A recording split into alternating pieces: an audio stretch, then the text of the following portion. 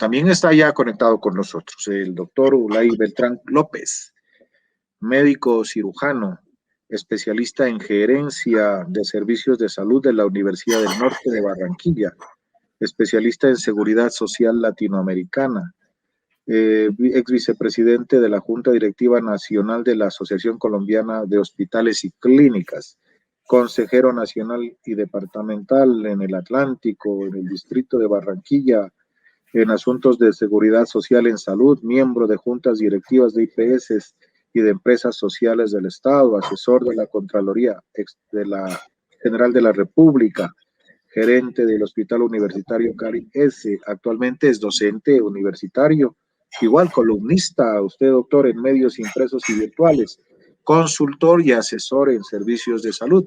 Agradecerle que haya aceptado la invitación a estar con nosotros en este encuentro virtual. Igualmente, para que usted salude este encuentro. Con los buenos días, doctor Ulay. Muy buenos días a los organizadores del evento, al profesor William, al profesor Luis Edgardo, a quienes van a estar conmigo acompañándome en esta jornada.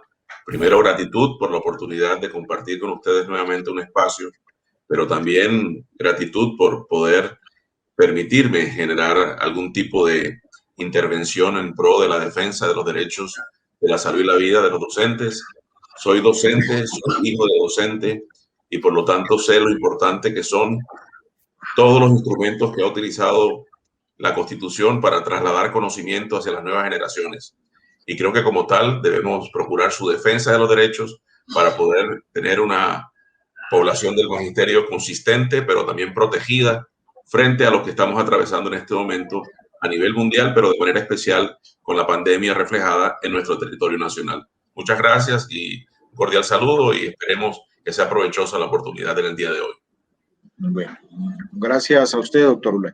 Agradecerle nuevamente al doctor Ulay Beltrán, quien nos acompaña desde el inicio de este encuentro virtual. Entonces, quisiéramos tocar un tema rápidamente. En razón de la dinámica del conversatorio, doctor Ulay, pues nosotros le agradecemos por el trabajo pedagógico, por las diapositivas que nos hizo llegar, pero mejor proponemos conversar, hacer este diálogo en este encuentro en el siguiente sentido. Doctor Ulay, el país está en alerta roja. Hay un colapso en el sistema público hospitalario. ¿Por qué no se tomaron las medidas a tiempo? Un año largo en pandemia y nosotros vemos que la crisis es mayor. Usted tiene unas estadísticas importantísimas que de igual manera se convierten en unos insumos interesantes para demostrarle al país que ha habido un ataque al sistema público en todo el país y se ha agenciado son todos los caminos de la privatización. Para que usted pueda conversar con el auditorio que hoy está en sintonía del encuentro virtual de FECODE y las comunidades. Adelante, doctor Ulay. Bueno, nuevamente muchas gracias y reiterada gratitud por la oportunidad. Frente a la pregunta que usted me hace, hay varias consideraciones. En el manejo y en el control de las pandemias, se le enseña a las personas que tienen las responsabilidades de decidir como gobernantes para proteger las poblaciones que ellos tienen como responsabilidad cuidar, proteger y preservar sus derechos, algunas instrucciones precisas frente a lo que son las decisiones a tomarse cuando ocurren estos hechos. Y las decisiones en el control pandémico tienen tres características. La primera característica es que sea oportuna. La segunda, que sea coherente con el momento epidemiológico. Y la tercera, que sea consistente con la población sobre la cual va a entrar en vigencia la decisión. Y me detengo en cada una de ellas para hacer algunas reflexiones. Un gobernante tiene que tomar decisiones para que lo peor que le puede pasar a un habitante de la jurisdicción sobre la cual es el responsable ocurra, que es la muerte. Y en la técnica del gerenciamiento de servicios de salud hay un término que se conoce como muerte evitable. La muerte evitable es aquella muerte que no debería darse en un sitio si existe el conocimiento médico y la ayuda tecnológica para prevenir que ocurra esa muerte desde la prevención, el tratamiento y la rehabilitación de la persona o de la comunidad.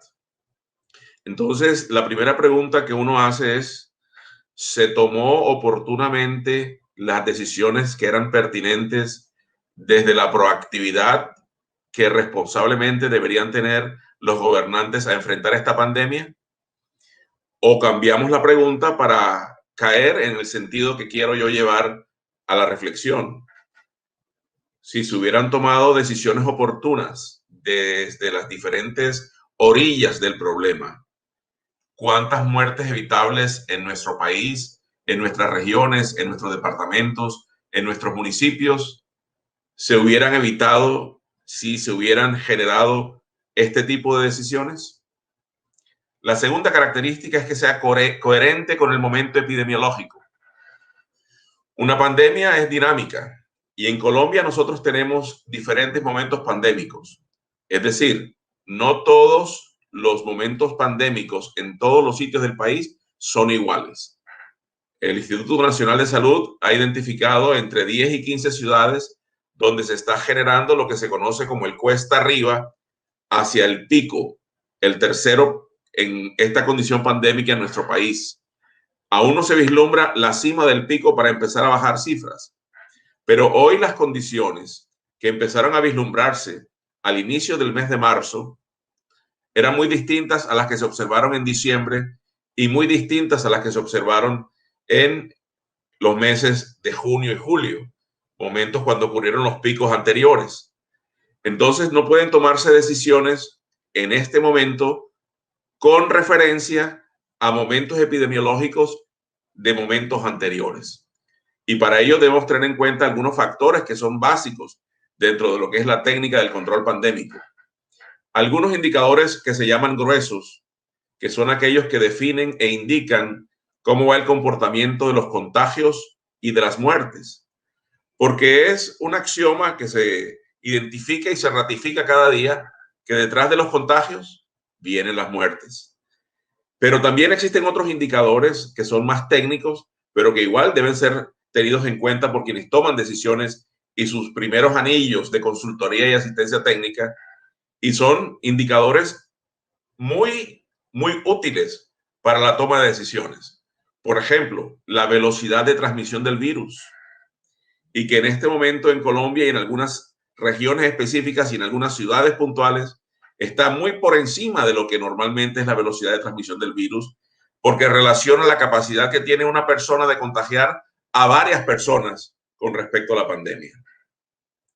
Pero también hay que tener en cuenta otro factor que funge como indicador para referenciarlo como decisión al momento de tomar este tipo de posiciones, un gobernante en beneficio protector de una población. Y es cuál es el comportamiento que está teniendo el componente de hospitalizaciones como consecuencia de la necesidad de recibir atención una población que está afectada en su salud por contagio del factor generador de la pandemia, en este caso el coronavirus SARS-CoV-2, productor de la enfermedad denominada COVID-19. Y además de eso, tenemos que tener una alerta permanente que nos indique cómo se comporta el servicio de más alta complejidad que requiere prestarse a una persona que tiene la mayor severidad de la enfermedad, como son las unidades de cuidado intensivo. Y entonces uno hace toda una serie de correlaciones entre estos factores gruesos y factores finos de decisión para tomar decisiones que sean coherentes con el momento epidemiológico. Entonces llegamos a otra conclusión, que la voy a presentar de manera de reflexión. ¿Se tomaron las decisiones coherentes o se siguen tomando decisiones coherentes o no se siguen tomando decisiones coherentes frente a lo que es el momento y las características epidemiológicas de cada territorialidad de nuestro país para evitar que sigan contagiándose personas y muriendo por esta pandemia? Bueno, los análisis de las cifras indican que hay un aumento progresivo muy evidente en contagios y muertes. El resto del análisis es obvio porque todos los días lo vemos en los medios. Y el tercer punto que hay que tener en cuenta frente a las consideraciones de decisión es que haya consistencia frente a la población a la cual se le va a aplicar una medida. En este caso, si se piensa confinar como medida no arbitraria, porque es una medida técnica médica que tiene una razón de ser. Los médicos hablamos de 14 días. ¿Por qué 14 días? Porque es el tiempo que se requiere para interrumpir la velocidad de transmisión del virus. Esto no se puede hacer si no se tiene garantizado por parte del gobierno a los habitantes que se van a confinar un sustento básico que le permita garantizar lo que denomina la CEPAL frente al momento pandémico en Latinoamérica, que son las garantías sociales básicas consistentes en ayudas alimentarias y económicas para poder quedarse en casa a quien van a confinar sin tener que exponerse al virus saliendo a buscar el sustento diario porque no tiene manera de garantizar su sustento ni el de la familia ante la carencia de recursos. Y entonces nos referimos a lo que dicen los técnicos de la economía en América Latina. Lo primero, para poder reactivar la economía, primero hay que controlar los contagios. Pero para poder confinar, primero hay que darle la herramienta que le permita a quien se va a quedar en casa para poder vivir, subsistir en tranquilidad. Entonces, ese sería como el primer abordaje sobre decisiones ante la pregunta, ante la que estamos viendo hoy, que es una alerta roja general nacional por circunstancias que muy probablemente cuando respondemos las preguntas reflexivas que me acabo de formular, entenderíamos la respuesta de lo que está ocurriendo. Muy puntual, muy preciso, doctor Ulay. Gracias por la información al respecto. Ya para cerrar un diálogo en un capítulo que hemos ubicado en este conversatorio, conversamos con el doctor Ulay Beltrán López. Doctor Ulay, un secretismo en los contratos de la vacuna, mucho descontrol, una feria, un carnaval en la aplicación. El magisterio, los compañeros administrativos, los componentes de la comunidad educativa deben estar en otra línea de la aplicación de la vacuna contra el COVID.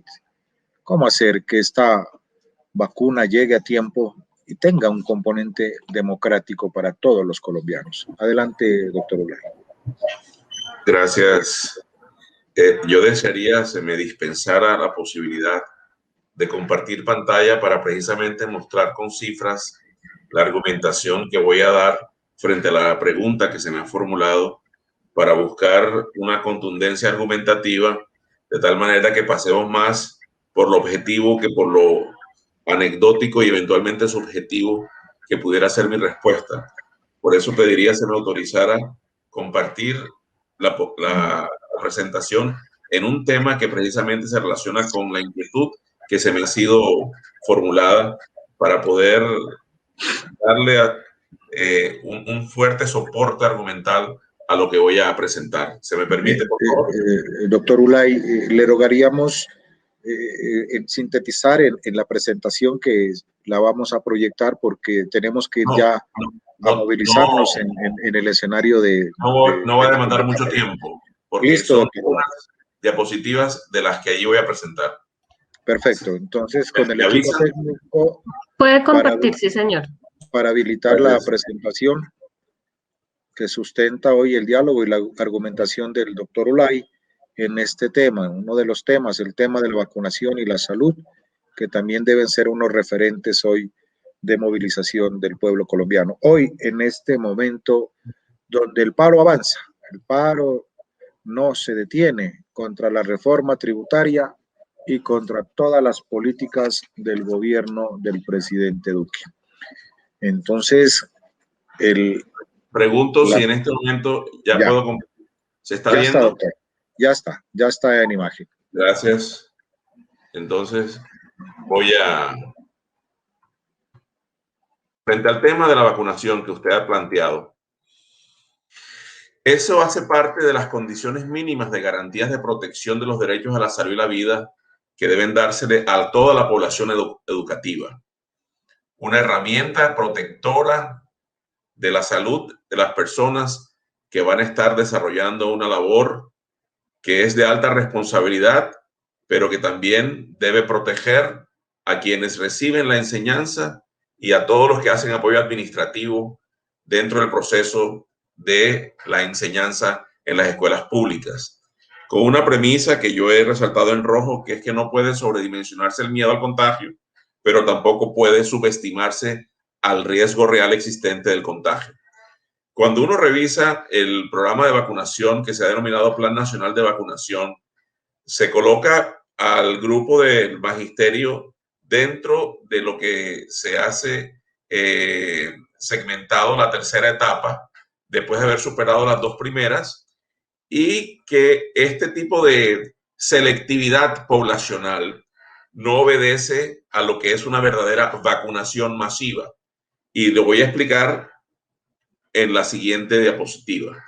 Esta es la foto de la vacunación al inicio de esta semana, donde se presentan, de acuerdo con la información oficial, un total de 4.535.151 dosis acumuladas.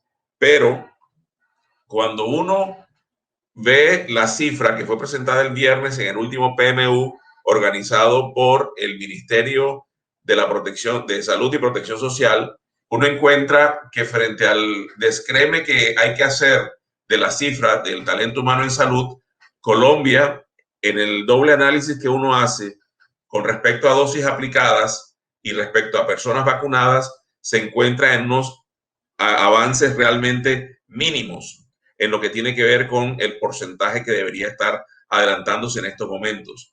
Por ejemplo, respecto al porcentaje de avance de dosis aplicadas, tenemos el 9.5% y frente al total de personas vacunadas, el porcentaje hoy es del 8.3%.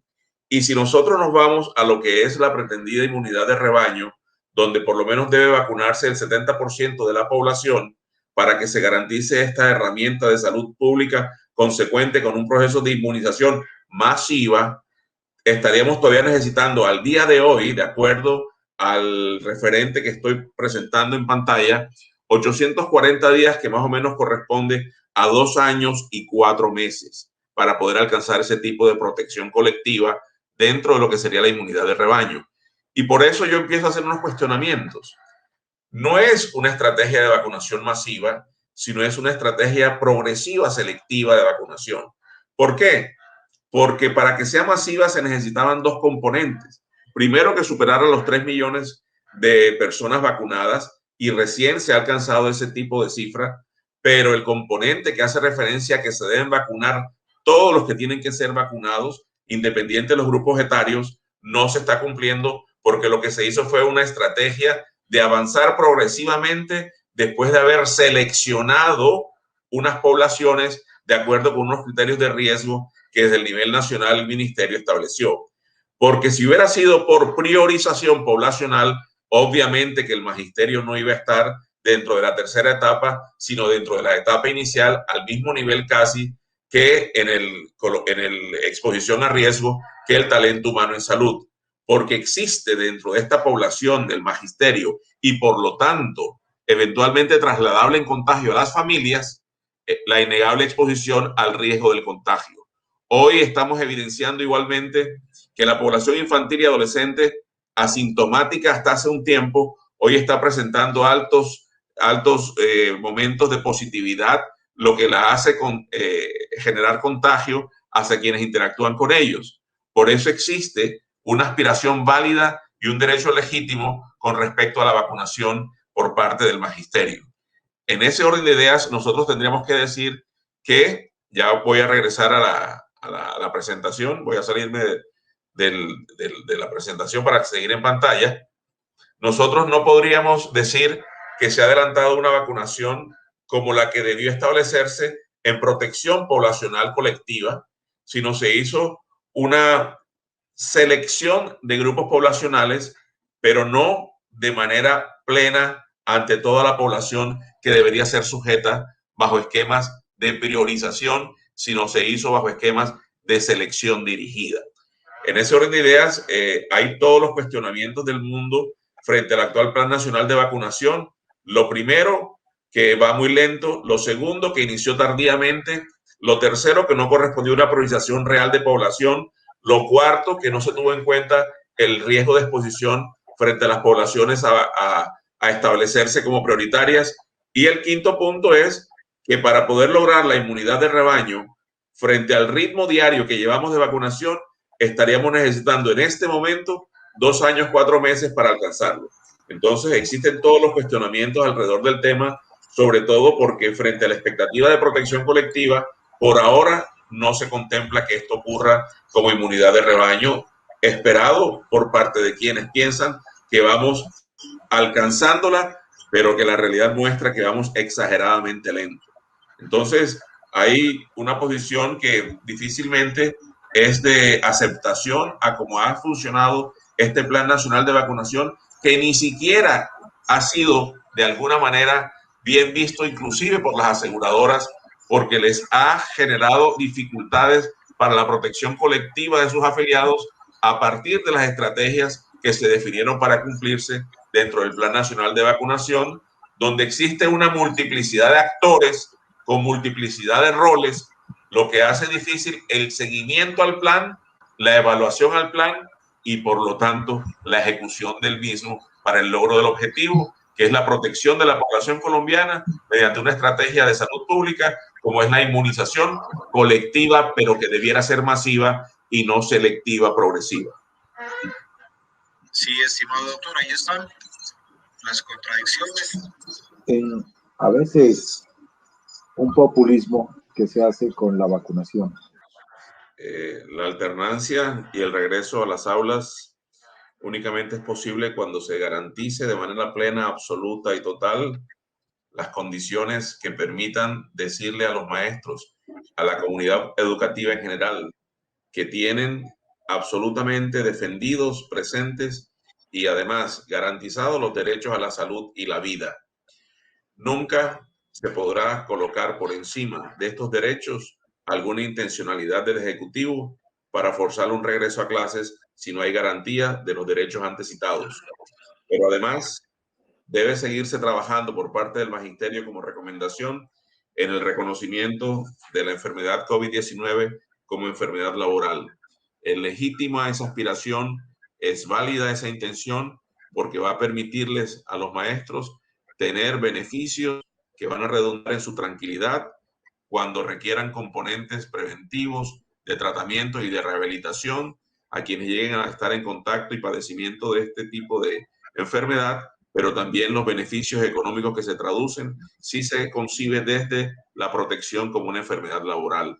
Y lo último, ojalá que pueda ser reconocido como catastrófico en los contratos que regulan la prestación de los servicios entre los prestadores privados y la atención integral que le brindan a los maestros, el evento del COVID, para que exista la disponibilidad segura de recursos por parte de los prestadores hacia la atención de la población del magisterio, pero también la tranquilidad de la población del magisterio, incluyendo docentes y sus núcleos, que van a ser atendidos sin ningún tipo de dificultad, obstáculo o barrera.